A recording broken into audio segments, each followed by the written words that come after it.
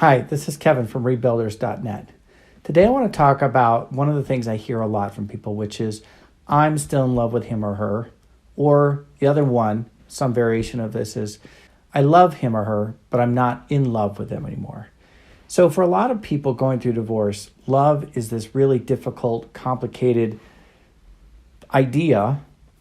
topic that's confusing because there's a lot to it.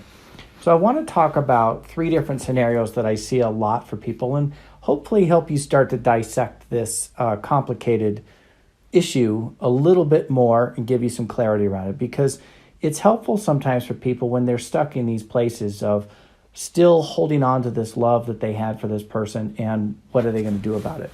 If you like these videos, if they're helpful, please do me a favor, hit like, subscribe, and hit that bell button so that the next time a video comes out, get notified about it. Okay, so the first scenario that I want to talk about is the idea that people say is that I'm in love with the person that I married.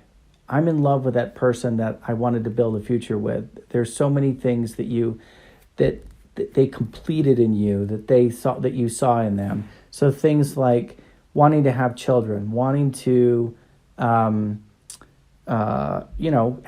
build careers together, to supporting each other and making a life and being all those things that we aspire to when we're young. But that person that you wanted them to be is what you're holding on to. And a lot of people stay in this place that because they decided when they were young, I feel safe with this person. This is a person that I'm going to devote my life to, that I am going to make this work no matter what. And so they are very strongly tied to that there's this belief of this is what I'm going to do with the rest of my life. And I talk to people who have done this for 30 years, holding on to this belief of who they thought this person was going to be for the rest of their life. And that person changed. And that's really, really hard. And the distance between them grew apart over time. But they're still holding on to, I love that person that I married.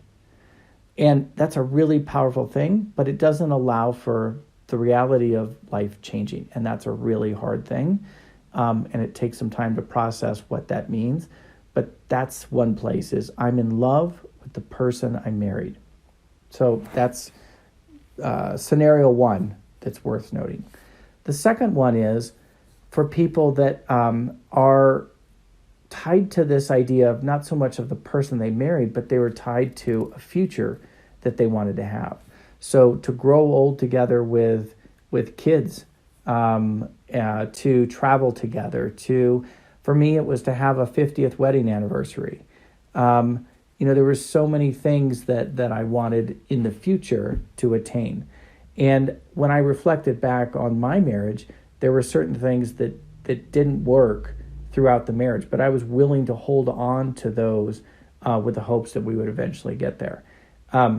So that's a powerful thing to notice, is that are you looking for something in the future that you have yet to attain? So that's the second scenario, something out in the future. And then the third scenario is that some people are struggling to let go and stop loving their spouse or their soon-to-be ex because they're afraid of a future alone.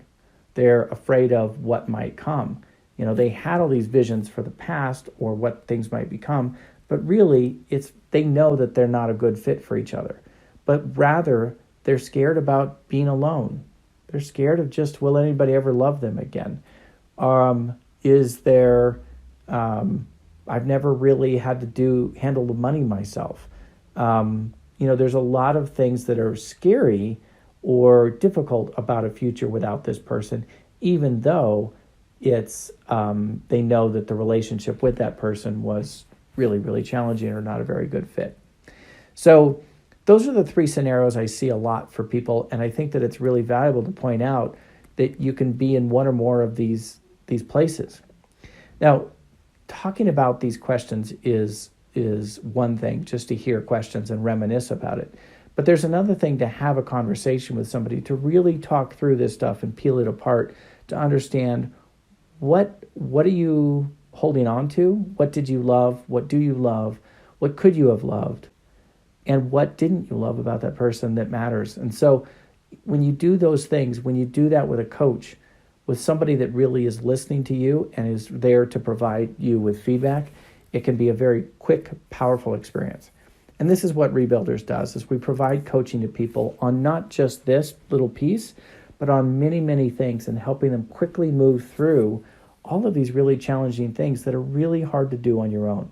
If you're interested, go to rebuilders.net and look for the one-on-one coaching or private coaching, because this is what we do. We help people move through this. Again, remember, if you like this video, if you found it helpful, click like, click subscribe, and hit that button for the bell so that you get reminded about future videos that come out. If you have questions, if you have thoughts about this video, please leave them in the comments. I'd love to hear about them. Thank you so much. I'm looking forward to the next episode with you. Take care. Bye-bye.